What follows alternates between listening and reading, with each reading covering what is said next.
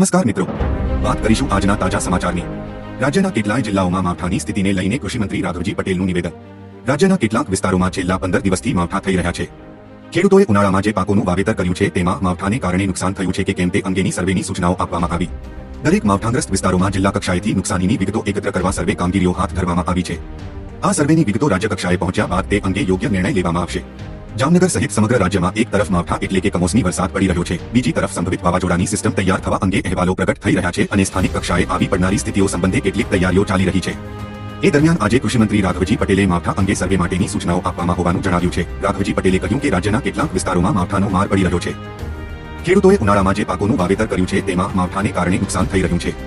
આ સંબંધે દરેક માવઠાગ્રસ્ત વિસ્તારોમાં જિલ્લા કક્ષાએથી નુકસાનીની વિગતો એકત્ર કરવા સર્વે કામગીરીઓ હાથ ધરવામાં આવી છે।